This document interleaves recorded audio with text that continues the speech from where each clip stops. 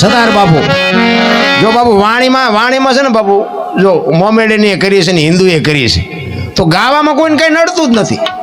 એટલે કે નડતું હોય તો એનો કે ભાઈ આ મોમેડીની વાણી છે આપણે ન ગવાય, અને મોમેડીયન હોય તો કે હિન્દુની વાણી આપણે ન ગવાય. નો કે ઈવડા એ ડફોળ હોય છે. અહીંયા દર વર્ષે અમે જોઈએ છીએ. બોલો ગોવિંદરામ બાપુ, પ્રભુભાઈ, હું આ એક દરગાહ છે, પીરની દરગાહ છે, આ મોમેડીનું સ્થળ છે, છતાંય બધા બોલાવે છે આપણા જ. એના ઉપરથી આપણને ખબર ન પડે કે આવા સંતોને કાંઈ છે નહીં તો પછી આપણે કોણ આ જમીન ખોતરવા વાળા? અહીંયા આટલા માણસનું આ રહોડું કરે છે. બોલો બધા ઝાટકે છે તો કોઈ કહેતું નથી કે મુસલમાનનું નથી ખાવું. હે, અને હિન્દુએ કંઈક રાખ્યું હોય ત્યાં મુસલમાને ઝાટકે છે. અરે આનંદ કરો ને ભલા મને, શું કાંઈ મોજ કરી લેવાની જરૂર છે? કાંઈ બીજું છે નહીં બાપુ, મરી જવાનું છે ભલા મને તો એમ થાય કે દુનિયા અત્યારનો સમય તો જો હે, વાહ વાહ મજા ગાડીઓ ને બંગલા ને શું ઘટે છે ભલા મને. તોય તમે જોવો તો કે અમારી પાસે કાંઈ નથી, અમારી પાસે મરો કાંઈ ન હોય તો શું જોવે છે એ નથી ખબર પડતી. મને તો એમ થાય કે અત્યારે કોઈ હાશવી ન કે એટલું આપ્યું. અત્યારના મકાન તમે જોવો તો કેવા મકાન, કેવી ગાડીઓ, કેવા બંગલા. હવે તો બાપુ કોઈ સમાજમાં બાપુ હાથે કોઈ કામ જ નથી કરતું. બોલો ઘરે બૈરા રોટલા નથી બનાવતા. બોલો એ માણા રાખ્યા.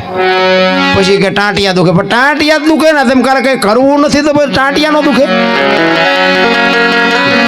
સમય આવ્યો છે ભલા આપણે 84 લાખીઓની છે ને, એમાં આપણે જે આપણે જોવે ને બધું જાનવરને જોવે.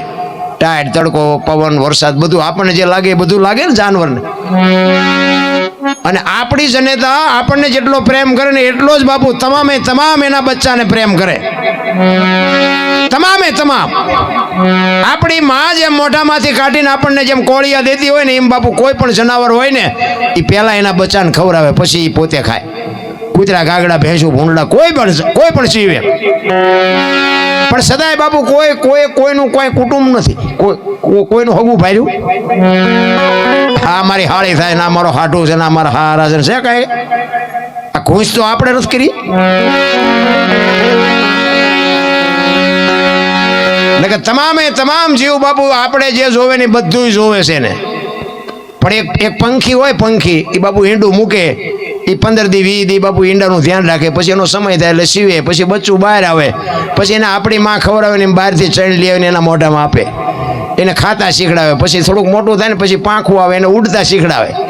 પછી ઉડતા શીખડાવે ને પછી એમ કે તું તારા રસ્તે ને હું મારા રસ્તે. કોઈ દી કોઈનું કુટુંબ ભાડ્યું હોય કો? કોઈ દી પાડાએ કીધું કે પાડો સરવાઈ ગયો હતો ને ભેંસ આટલું પૂળો લેતો હોય સાંભળ્યું છે? પાડો કે આપણે આપણું કરવું, ભેંસનું કરે. અને કોઈ જીવ ભૂખ્યો રહેતો હોય તો મને કહો, કીડીથી માંડીને હાથી સુધી જોવે છે, બધાને જોવે. કૂતરાને તમે આજે વાળું નાખ્યું હોય એ ખાય અને બજાર વચ્ચે બાપુ ખસખસાટ હોતું હોય.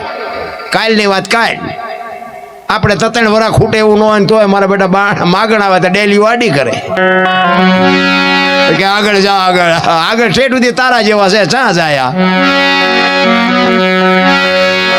અરે આંગણે બધાઓ પરબડી પંખી પાણી પી જાય, એમાં કોક દી આવશે હંસલો, તેથી પરબડી પવિત્ર થાય. મારો નાથ 24 કલાકમાં ક્યારેક તો બાપુ તમારા મારા આંગણે આવતો હોય ને આવતો હોય, પણ આપણને બાપુ નથી પૂછતું.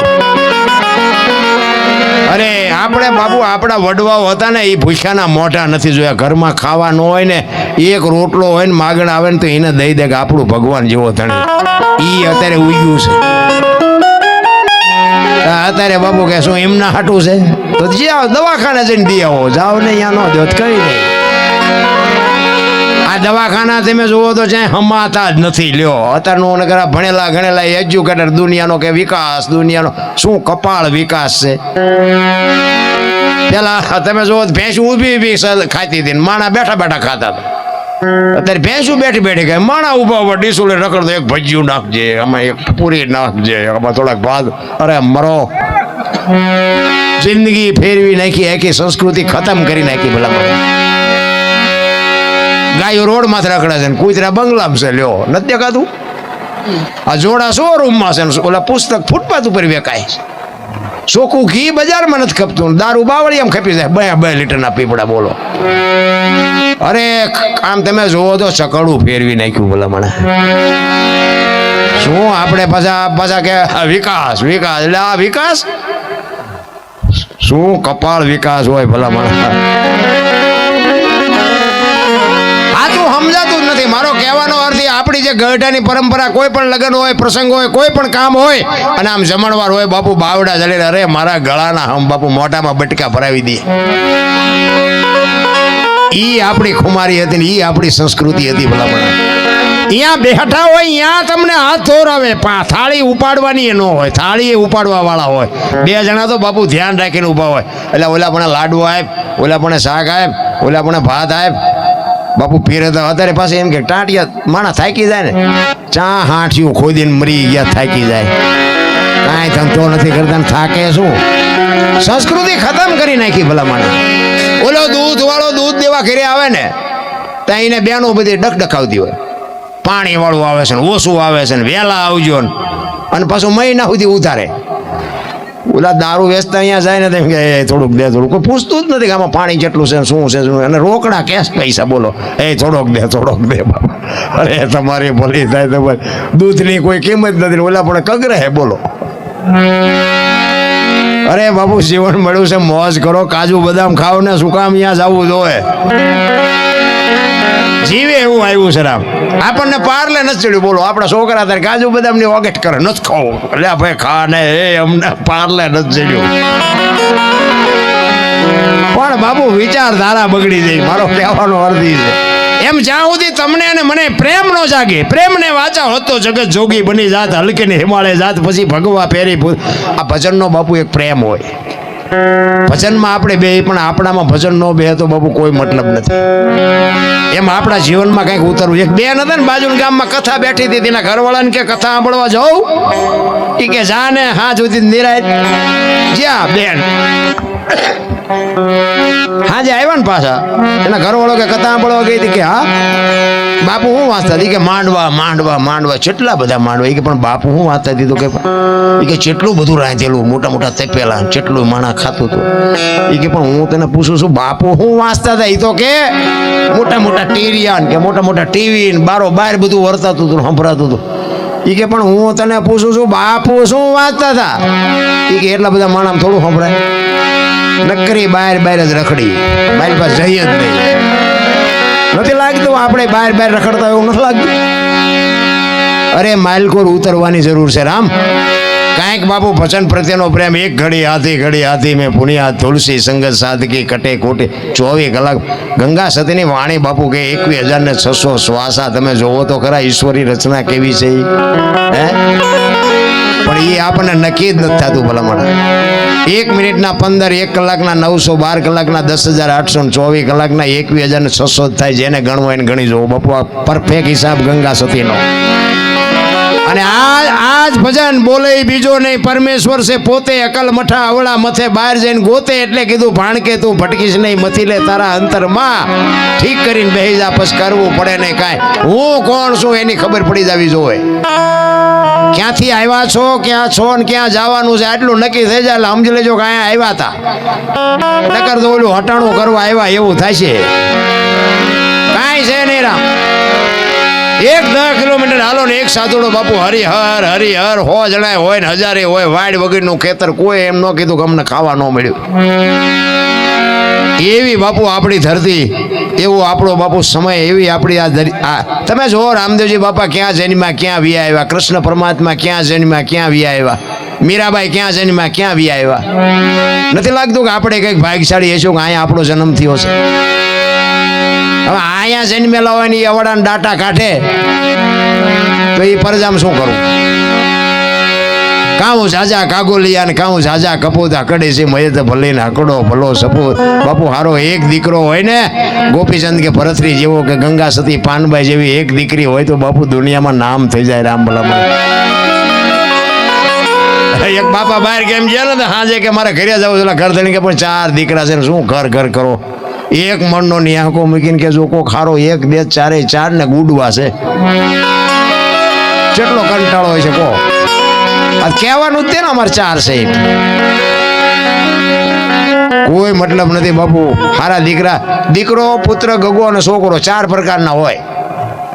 દી વાળે એનું નામ દીકરો કહેવાય. બાપની 100 વીઘા જમીન ને 500 વીઘા કરે ને એનું નામ દીકરો કહેવાય. પૂ નામના ગામમાં કઈ ખરડો થતો હોય કે આમાં શું લખાવો છો, ઉભા રહ્યો મારી બાન પૂછતો હોય, એનું નામ ગગો કહેવાય.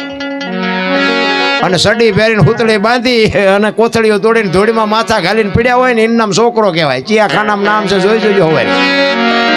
અરે ગોપીચંદ સગાળચંદ જલારામ બાપુ કોકે એના મા બાપ તો હશે ને. આજ બાપુ આપણા કોઈ નાતે નેડા નથી, એના ગાણા ગાવા પડે છે.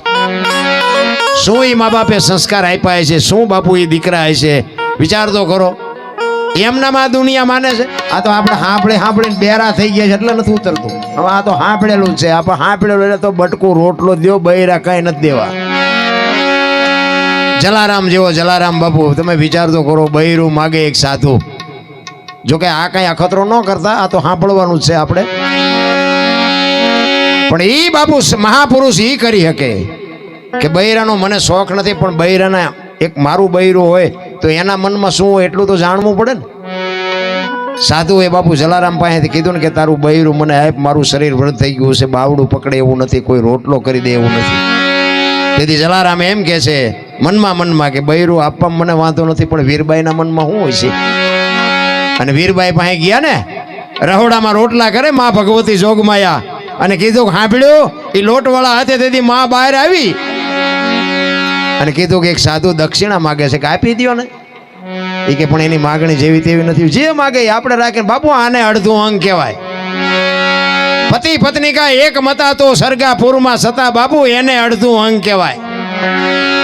પાડું મરી જાય એટલું ખાઈને માણસ ધણીને ધરીને ખવડાવે નહીં, એને પતિવ્રતા ન કહેવાય. ભલા પતિવ્રતા તો પતિને બાપુ બોલે બોલ ઉપાડી લે, એને પતિવ્રતા કહેવાય.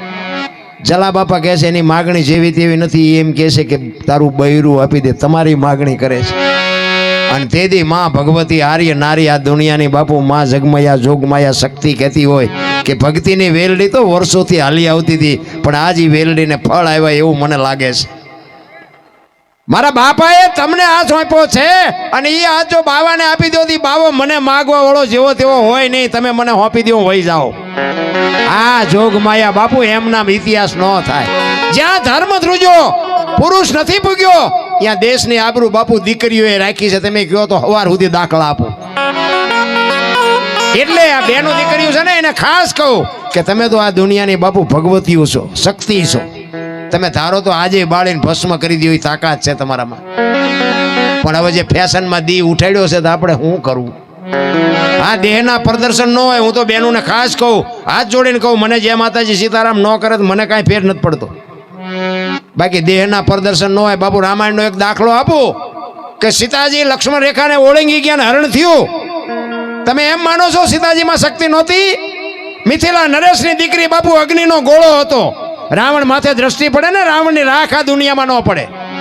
પણ આજની દીકરી માટે કેળો પાડ્યો કે જે લક્ષ્મણ રેખા ટપી જાય એનું આ દુનિયામાં હરણ જ થાય. બાપુ રાવણ ગામો ગામ છે, મરી ગયા વેમમાં ન રહેતા. દીકરી હોય, બાપ હોય, માં હોય, પત્ની હોય કે બેન હોય, જે લક્ષ્મણ રેખા ટપે એનું આ દુનિયામાં હરણ જ થાય. બાપુ કોઈને પાવર હોય તો કાઢી નાખે. એટલે કહું છું કે બેનું દીકરીઓને બાપુ બહુ છે ને દેહના પ્રદર્શન ન કરાય. તમે ધારો તો આજે બાળીને, હું તો એમ કહું બાપુ તમારા સામે નજર કરી જ કેવી રીતે કે એ તમારામાં જ મૂર્ખામી છે. તમારી બાપુ દ્રષ્ટિ જેવી કરડકણી હોવી જોઈએ, કાળા નાગ જેવી બાપુ બીજી વાર નજર ન કરે માથે. પણ હી હા હા કરીને બાપુ દી ઉઠાડે પછી કે આમ થયું ને આમ થયું, કોઈ મતલબ નથી. રામ મારા મા બાપ કોણ મારો. અને હું તો દીકરીઓને ખાસ કહું, એક પગલું જેથી તમે ખોટું ભરી જાવ ને તેથી તમારો બાપ કે તમારો ભાઈ બાપુ આ દુનિયામાં સાથી કાઢીને હાલી નહીં શકે, મરીએ નહીં શકે, જીવીએ નહીં શકે. જીવન મળ્યું છે બાપુ, પૈસા હોય તો વાપરો, ખાઓ પીવો, મોજ કરો. બાકી બીજા કઈ ખેલ કરવાની જરૂર નથી. આ દુનિયા તમે ધારો એટલી બધી હારી નથી. રામ ઈ સમય વિયો ગયો. ઈ જલા બાપા ને વીરબાઈ કહે છે કે મને હોપી દો, હું વહી જાઉં. અને આમ કાંડું પકડીને આવ્યા હો જલા બાપા. અને આમ બાપુ સાધુના વેશમાં અખિલ બ્રહ્માંડનો માલિક બેઠો હતો. અને તેથી સતાધારની ગાદી ઉપર આપા ગીગા હતા. આમ બાવડું પકડાયું ને ગા સતાધારમાં બાપુ એની હાથે ટોકરા નાગરા નગારાના આરતીઓ મંડી વાગવા. બધા જાગી ગયા કે બાપુ આ શું? એની હાથે નગારા ટોકરા વાગે. બાપુ કે કાંઈ નથી. આમ વીરપુરની સામે નજર કરીને ખાડ ખાડ ખાડ આપા ગીગા દાંત કાઢે. એ કે બાપુ આ બન્યું શું? એ કે કાંઈ છે નહીં, વીરપુરની બજારમાં લુવાણાના દીકરાએ વીજળીના ચમકારે મોતી પરોવી લીધું, બસ વાત આટલી છે, બીજું કાંઈ છે નહીં, આનંદ કરો, મોજ કરો. કાંઈક બાપુ એવા મોકે કાંઈક કામ કરી જાવ ને, કોકની આંતરડી બાપુ દુઆ દઈ દે ને, તેથી તમારી હાથ પેઢીઓનું નામ બાપુ